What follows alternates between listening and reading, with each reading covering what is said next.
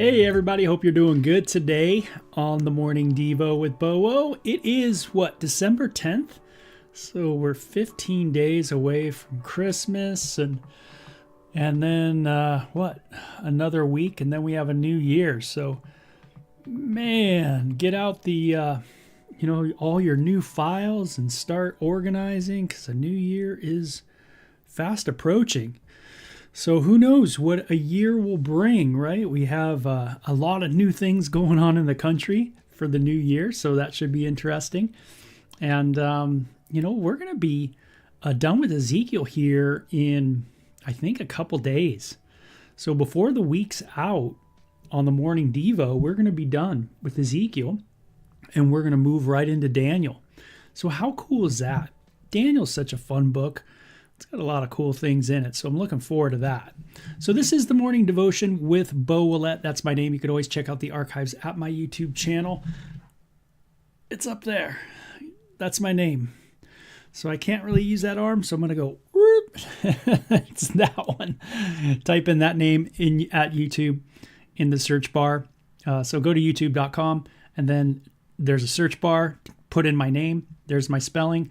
And you'll get to the page and there's a playlist. There's playlists and there's all kinds of videos there. New Testament's done, rolling through the Old Testament, and you get it. So you'll be ready to go, and it'll be awesome. So excited about a new book. I want to bring up the devotion on my phone. I always like doing that. That way I could see your guys' kind of what you guys are doing and what you're saying. So if you give me a minute, I'm going to do that. And there we go. Try to get on the show when it comes to on my phone. And that way I'm seeing what you guys see. Totally. So that'll be cool. And let's see. Let me get in there. Ezekiel 46 today, by the way. So that should be cool. And there we go. We're live. We're good. We're good. So anyway, here we go. Ezekiel 46. I have a lung appointment today, so I'm excited about that. See how the lungs are doing. I think they're doing good. I think they're really getting better. And so we will see. So 46. It says, "This is what the sovereign Lord says. The east gateway of the inner courtyard will be closed during the 6 work days each week, but it will be open on the Sabbath days. It will be open on the Sabbath days and the days of the new moon celebration. The prince will enter the room of the gateway from the outside, and he will stand by the gatepost while the priest offers his burnt offerings and peace offerings. He will bow down and worship inside the gateway passage and then go back out of the way he came. The gateway will not be closed until evening. The common people will bow down and worship the Lord in front of his gateway on Sabbath days and the days of new moon celebrations." So you see that there's like this 6 work day, and then there's this Sabbath, this time of worship. And so you get an idea of really, kind of answers a little bit of some questions. Hey, what did they do on the Sabbath? What was the Sabbath all about? And really it's a day of worship, a day of enjoying God and a day of just praising God, thinking of his work for us, what he does for us, even his forgiveness and his mercy and his grace and his love and his righteousness and his justice, and just dwelling on those things. The Sabbath isn't a day so much to just sit and kind of zone out on Twilight Zones all the time, even though I like that. Don't get me wrong. I'm a Twilight Zone fan. And but it's more of a day to worship, to give worth to. And that's something to think about. How much worth do I give to God? If you're in these devos and you're watching the devotions and, you're into it and stuff like that, it's probably because you see a value in God. And you see a value in his word, the revelation of God, which is the Bible, and his working throughout human history. All this stuff like that, the way he communicates, why he communicates the way he does, everything like that. You see value in that. Now, again, everybody is seeing value in something. If someone goes, oh man, you're into the Bible, that's so lame, blah, blah, blah, blah, blah. I used to say stuff like that. I used to really kind of put down this kind of, Christians and cuss and, use bad language, stuff like that. But what I could not see was that I did the same exact thing. And that's what I was blinded to. I was into my thing. I showed value in my stuff. I worshiped my things. I thought it was, my ideology was a sure foundation. It was the way to go. It was so the way to go that I was willing to tell you you're wrong and I'm right. And that's how sure I felt. I even evangelized, felt like it was important that I tell people just how lame that Bible is, or how lame those Christians really are.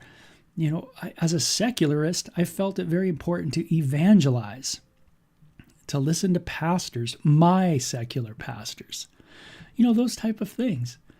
Everybody's showing value to something. It's just, what are you showing value of or to? How does that look?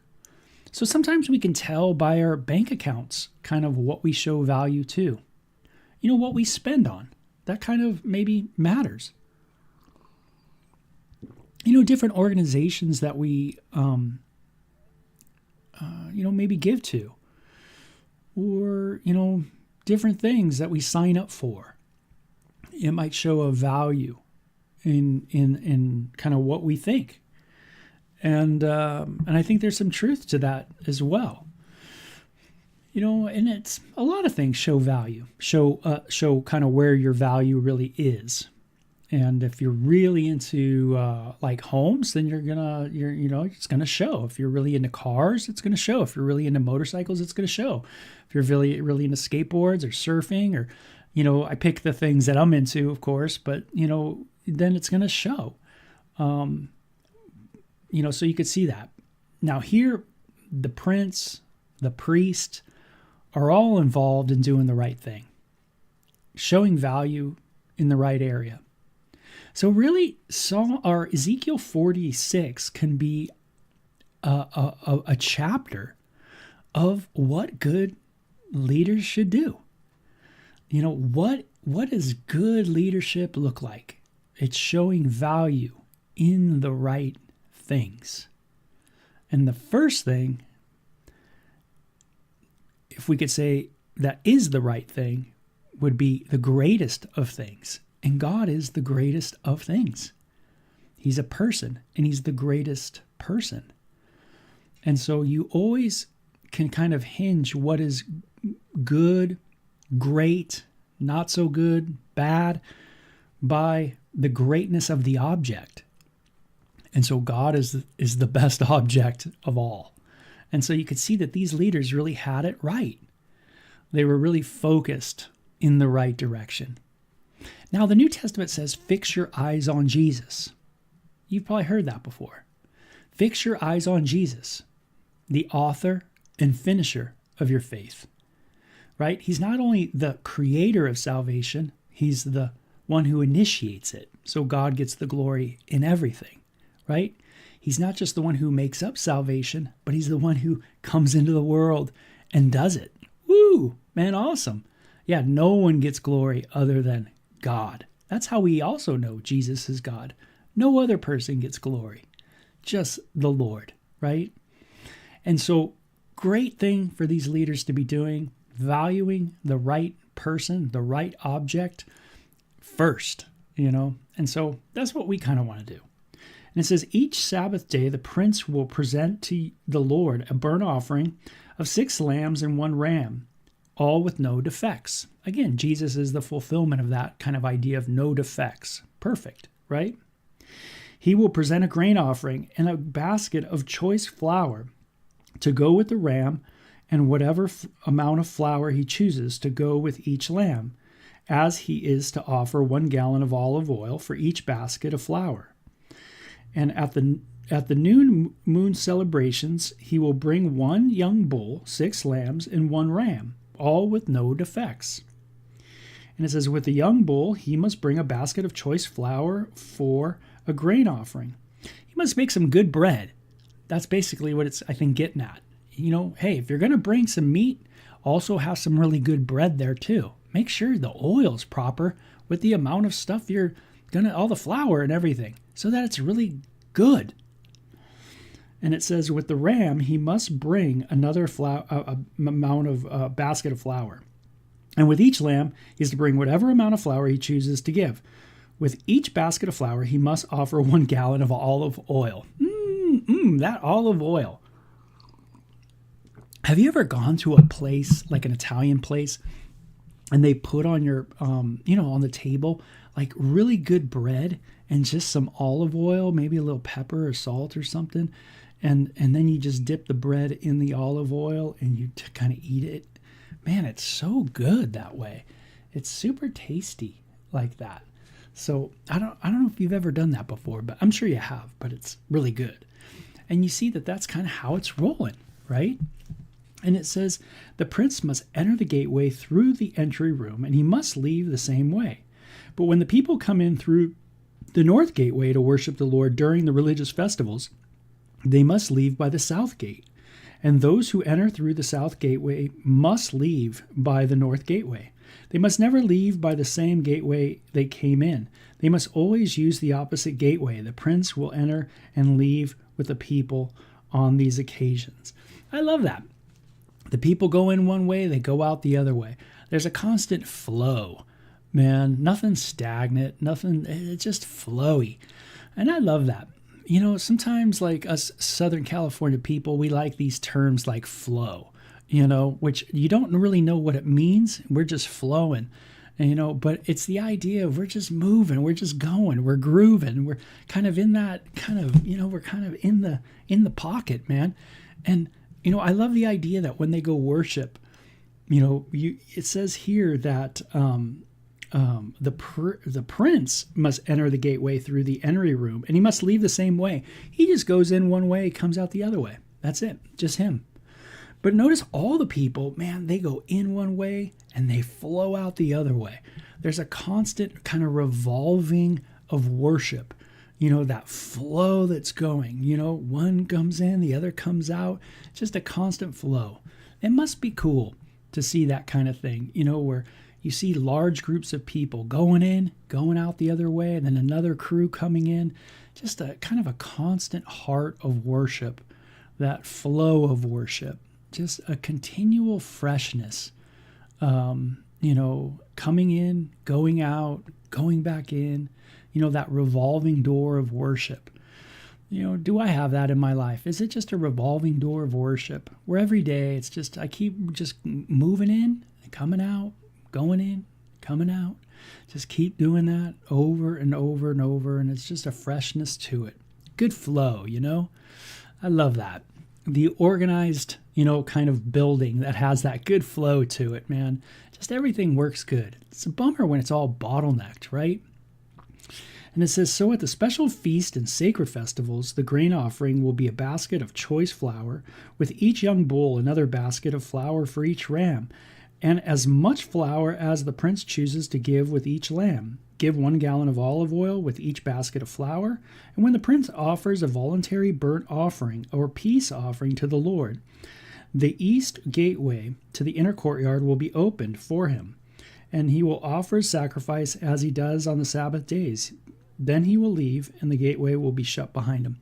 I love that, those voluntary offerings. Just those times where you just go, man, you know what? I just want to dedicate my heart to the Lord. I need a place to go in. And Jesus gives us that place to go in. He is the way, right? He is the way. All who enter by him, right? This is how Jesus speaks. Coming in through him. He is the door, right? He is the gate. We come into the Father's presence through the Son. And if you don't understand that, just think of life, right? No one can come into your house unless they know your kids. When they know your kids, they're in. If they say, hey, friends of Bobby, then friends of Bobby can come on in and use the refrigerator and grab something to drink.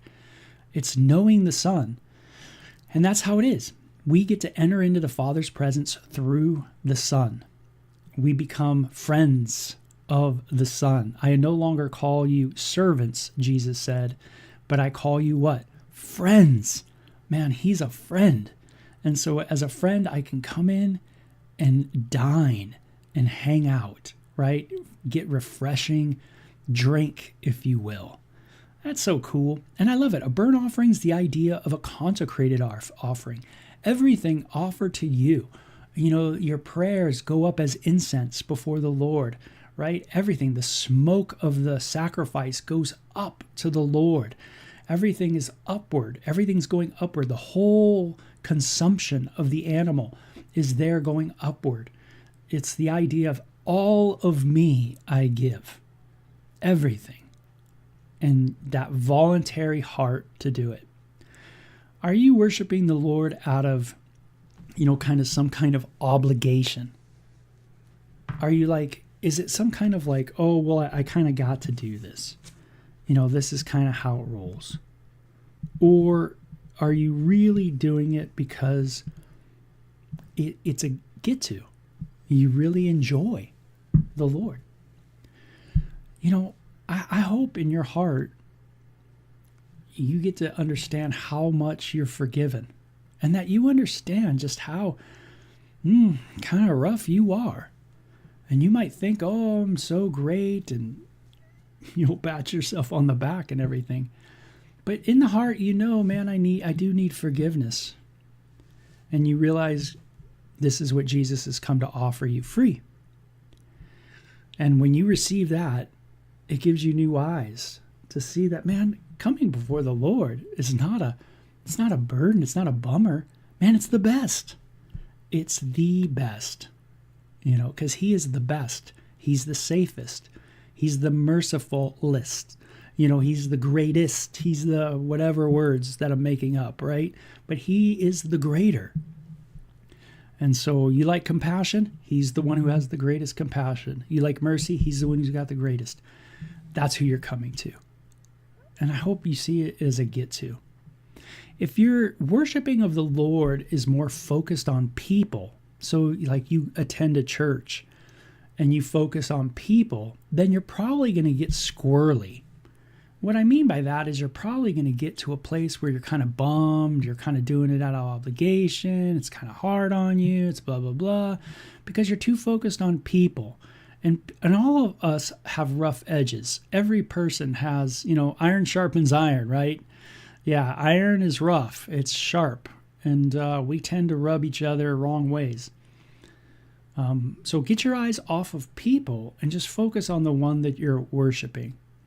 And if you're too busy at church, where you're so busy that you forget about who you're worshiping, then you really need to take some time, get into the worship center, and just worship the Lord.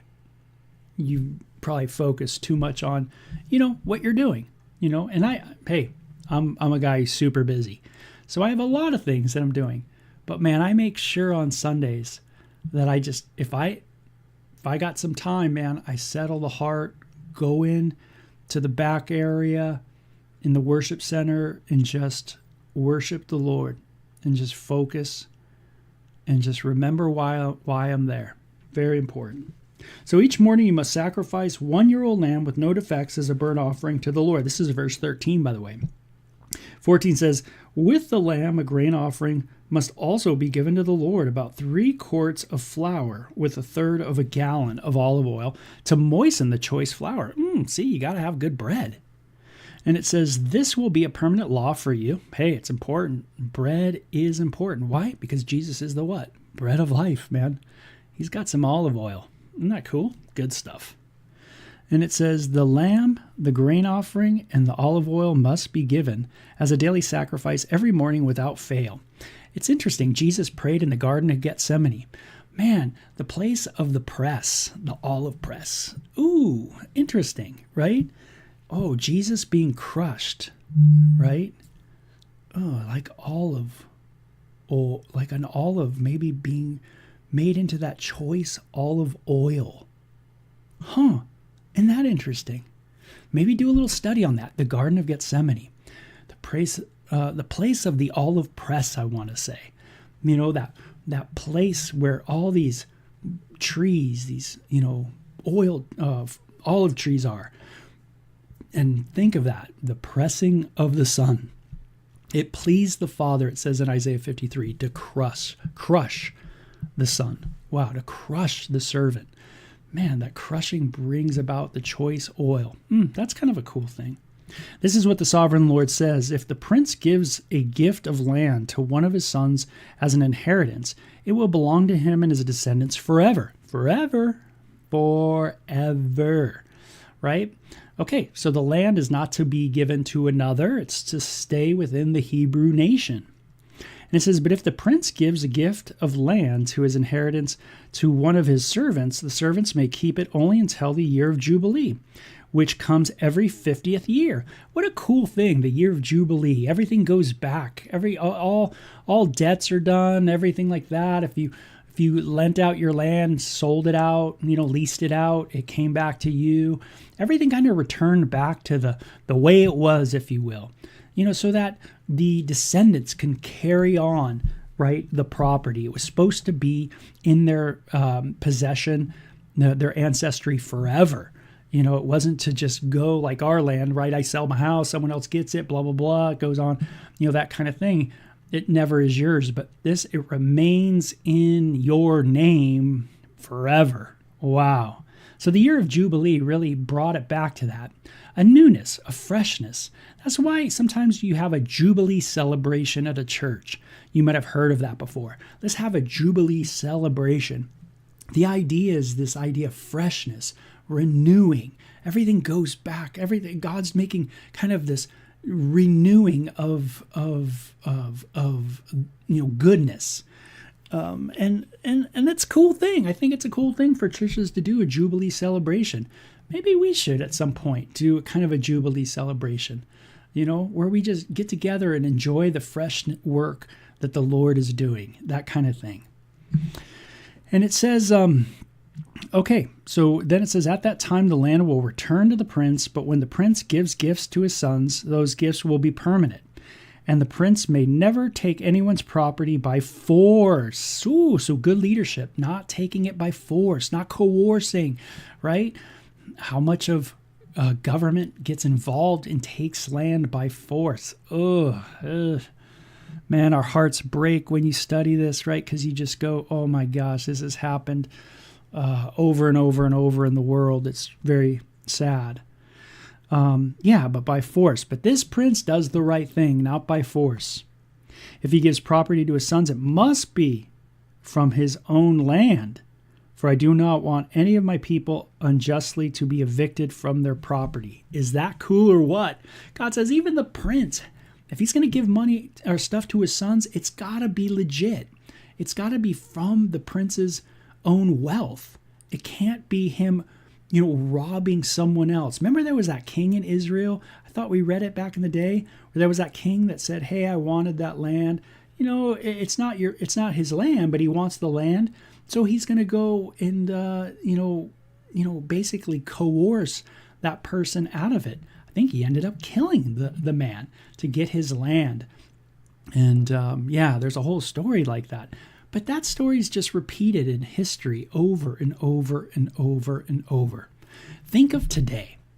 Do we have any leaders in government that maybe have had to deal with their kids?